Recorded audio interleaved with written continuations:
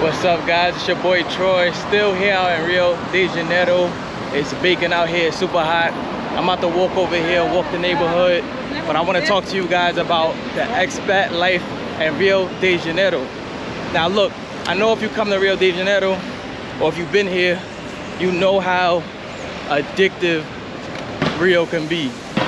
But can you live here? That's the question. Because visiting and living someplace, two completely different experiences. So today I'm gonna talk to you a little bit about living in Rio de Janeiro. So the first thing I'm gonna talk about is transportation, because anywhere you live you need to be able to get around, especially if you're not gonna have a car. And most people who come here for expat work, you know, long short-term type of things, a year, 2 years, you're not gonna invest in a car. You don't know the driving rules. You don't know the traffic patterns, you don't know anything. So more than likely you're gonna be on a bus or the train.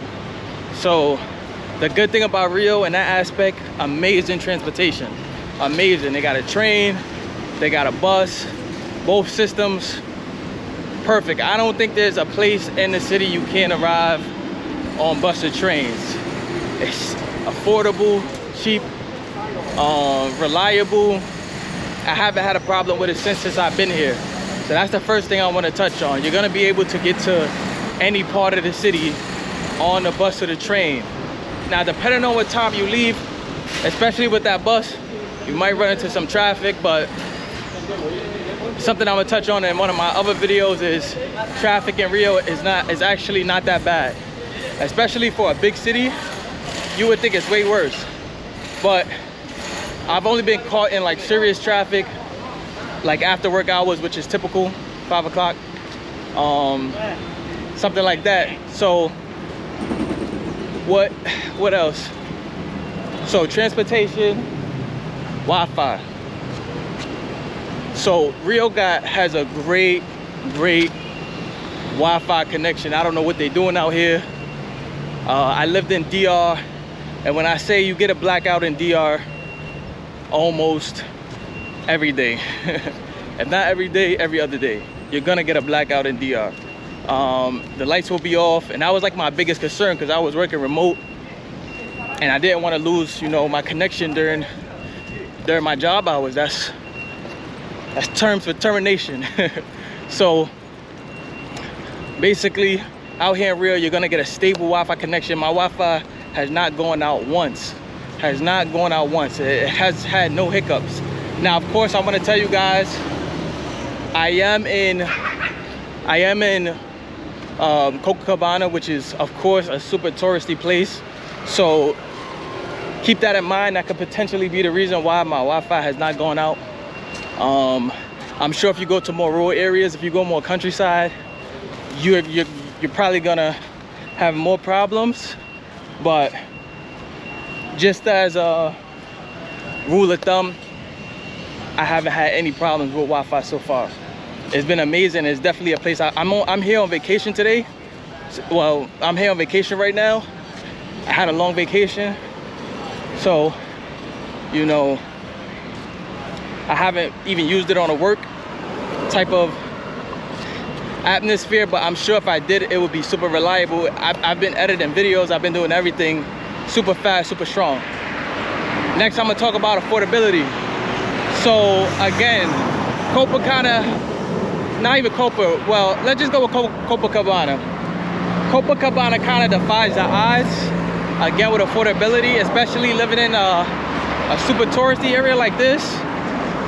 It kind of, I would expect the prices to be more, but the prices are really affordable, depending where you go. And this is another key thing to keep in mind. Always go places that has the prices posted when you want to buy stuff, or if you've been in a place long enough, you know the prices. But if you don't know the prices, go to a place that that has the prices posted. So for example, I got this here, this water, Cinco Reais, $5 for this big water, which is like, I don't know, maybe a little under $1. I gotta do my math, but big water, it's in New York, two something. The little bottle in New York, $1. I think it might be like $1.50 now. So that's just to give you an idea of, you know, the prices. But I brought this from the pharmacy. So that would be my advice. When you're in these places you don't know, especially when you need little stuff like convenience store stuff, go to the pharmacy. All right, what else?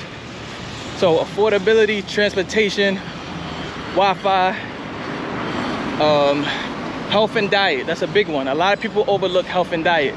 So again, I'm gonna talk about this in my tips video. When you come to Rio, you're gonna realize that it has like not a specific diet, but it may be harder for you to eat certain things if you have, like, you know, certain preferences. You're gonna be able to find everything you need here, but it may just be a little harder, and maybe, you know, doesn't really align with what you eat.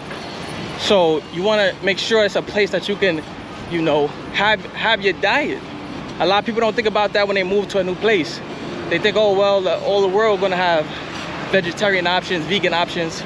It's gonna be difficult to find, you know, a plethora of these options some places. So it's just something to keep in mind. I'm gonna switch it up. Here in Rio, they love meat. They love carne. They love meat. They love red meat. So for me, it's a little hard because I don't eat red meat. I eat chicken and seafood. And of course they got chicken and seafood here, but again, the chicken here, I really don't, I don't like it too much. You gotta kind of tell them, at least for me, to cook it well done, because all my chicken has been like a little on the rarer side, which I don't like.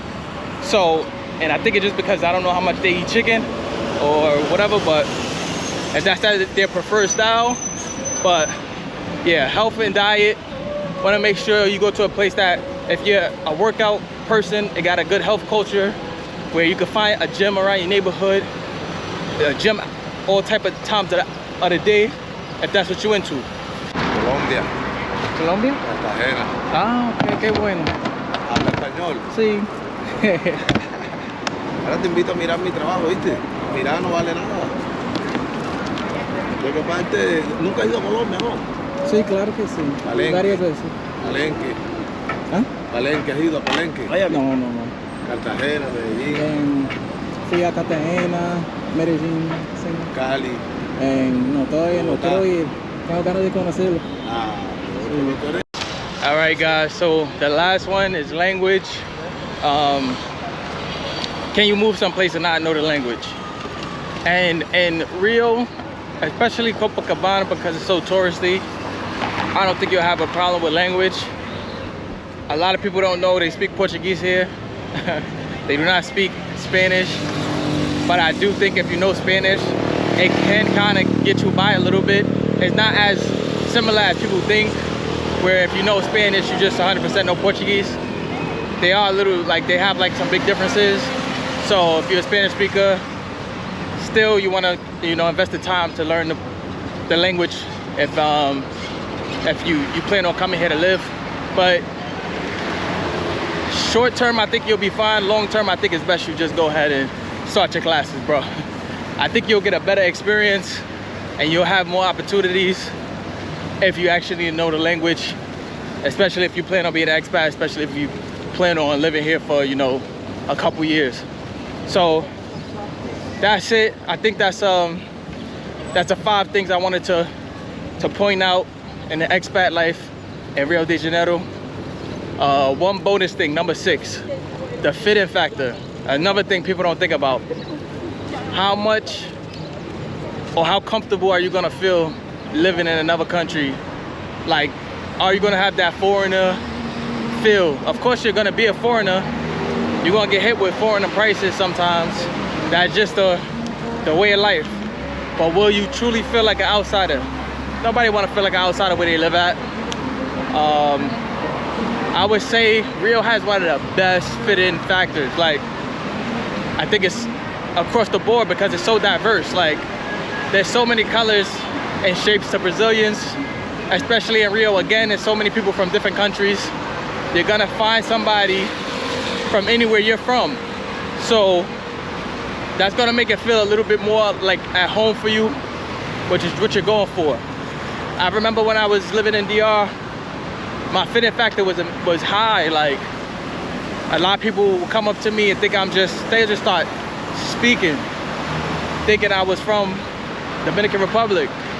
And I think that's what you want. And the same thing happens here to me. If I'm doing something, people come up to me.